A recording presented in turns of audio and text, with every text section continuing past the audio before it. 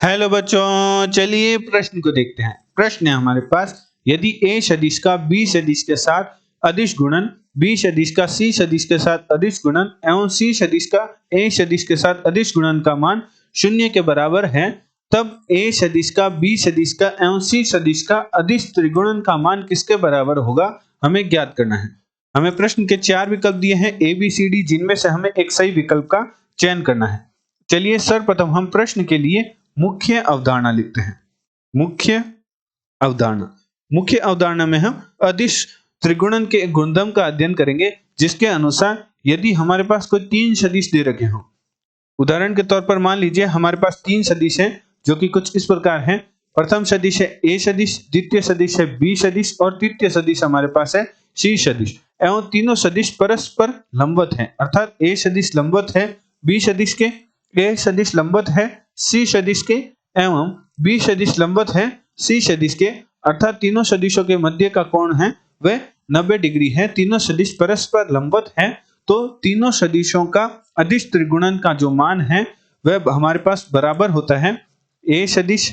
b सदिश एवं c सदिश का जो अदिश त्रिगुणन है उसका मान हमारे पास बराबर होता है सारणिक a सदिश का परिमाण गुणा b सदिश का परिमाण गुणा c सदिश के परिमाण के, जिसे हम कुछ इस प्रकार भी लिख सकते हैं। a सदिश का अदिश गुणन b तथा c सदिश के सदिश गुणन का मान बराबर होता है a सदिश का परिमाण गुणा b सदिश का परिमाण गुणा c सदिश के परिमाण के। अतः प्रश्नानुसार प्रश्न में हमें दे रखा है, यदि a सदिश का b सदिश के साथ बिंदु गुणन या अदिश गुणन बराबर है b सदिश का c सदिश के साथ बिंदु गुणन बराबर है c सदिश का a सदिश के साथ बिंदु गुणन का मान शून्य के बराबर है।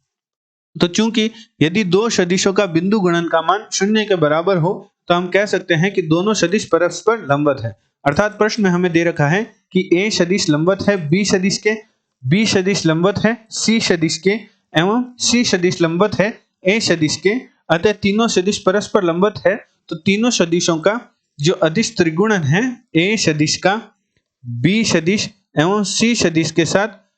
सदिश गुणनफल का अदिश गुणनफल या a b c सदिश का अदिश त्रिगुणन का मान है वह बराबर होगा a सदिश का परिमाण गुणा b सदिश का परिमाण गुणा c सदिश के परिमाण के। मुख्य अवधारणा में हमने अदिश त्रिगुणन का गुणधर्म पढ़ा था, उसके अनुसार यदि 3 सदिश परस्पर लंबवत हो तो तीनों सदिशों का अदिश त्रिगुणन का मान बराबर होता है तीनों सदिशों के परिमाण के गुणनफल के। अतः हमारा सही विकल्प होगा डी। आशा करते हैं आपको प्रश्न का समझ आया होगा। धन्यवाद।